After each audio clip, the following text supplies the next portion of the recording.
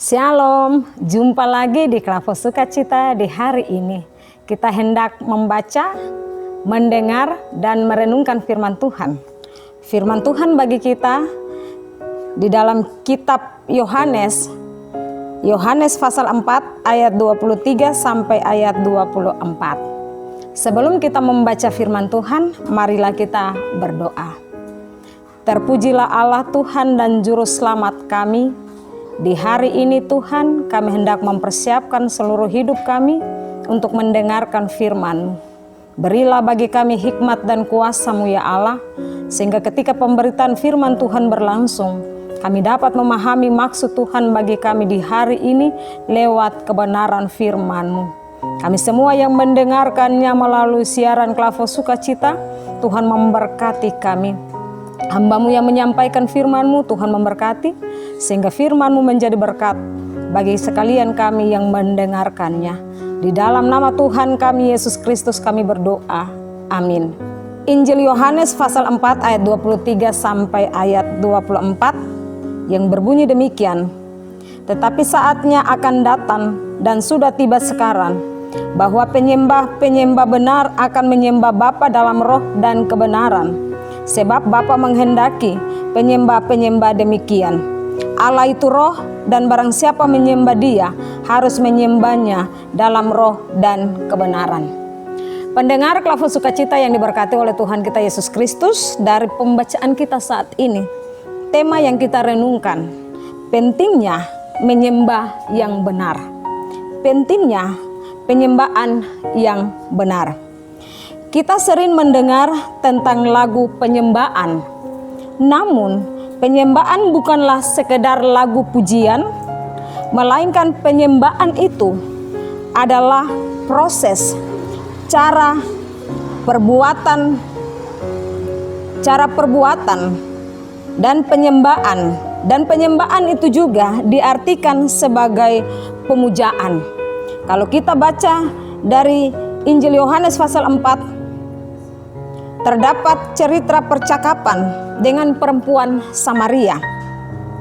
Yesus memberikan beberapa pelajaran mengenai penyembahan. Pada awal percakapan Yesus berbicara mengenai air, sampai kemudian Yesus masuk kepada persoalan mengenai penyembahan. Dan cerita tersebut kita belajar beberapa hal penting terkait dengan penyembahan yang benar kepada Tuhan. Ada 3 hal yang perlu kita pelajari dari bagian firman Tuhan di saat ini.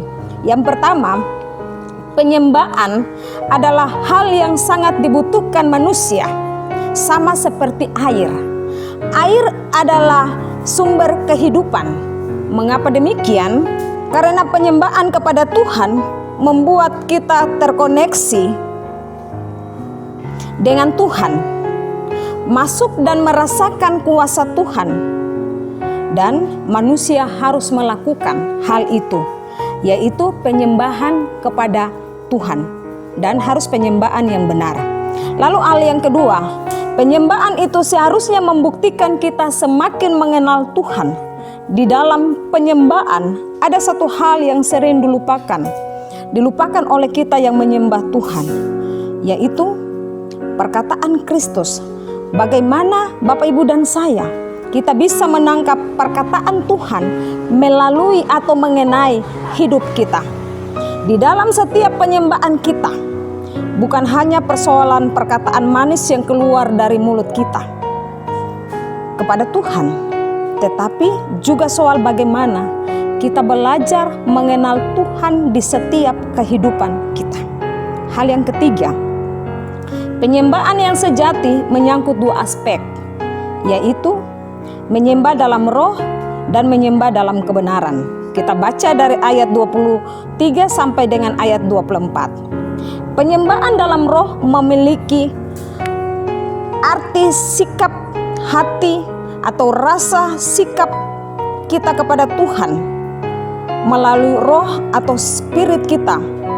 Kita yang mau tunduk kepada Tuhan atau mau mengakui kuasa Tuhan dalam kehidupan kita.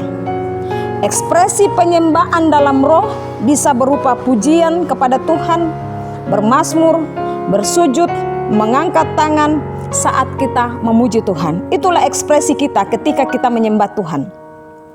Semua ekspresi tersebut didasarkan pada roh yang tunduk dan mengakui kuasa Tuhan, bukan hanya sekedar emosi atau perasaan kita yang meluap-luap, tetapi menyembah Tuhan dengan kesungguhan hati kita.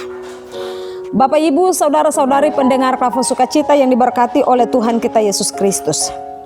Menyembah dalam kebenaran memiliki arti tunduk atas kebenaran Tuhan. Atau dengan kata lain, kita mau melakukan kebenaran firman Tuhan, kehendak Tuhan di setiap kehidupan kita. Firman Tuhan dalam kehidupan sehari-hari, kita tidak hanya mendengar, tetapi bagaimana firman Tuhan yang kita dengar, kita renungkan, lalu kita lakukan. Yang Tuhan inginkan adalah kita bukan hanya menyembah Tuhan pada saat doa dan ibadah, namun menyembah Tuhan dalam kehidupan kita sehari-hari dengan cara melakukan firman Tuhan yang setiap saat Bapak, Ibu, dan saya kita dengar. Kita juga bisa baca dari Kolose pasal 3 ayat 18 sampai dengan ayat 23.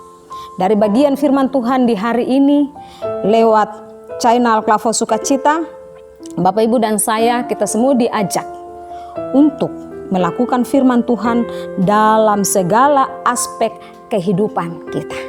Ketika kita diberi kesempatan untuk menyembah Tuhan, marilah kita menyembah dalam roh dan kebenaran. Kita tidak asal-asal menyembah Tuhan seperti yang kita lakukan, tetapi marilah kita menyembah Tuhan dalam roh dan kebenaran, sehingga hidup kita senantiasa diberkati Tuhan.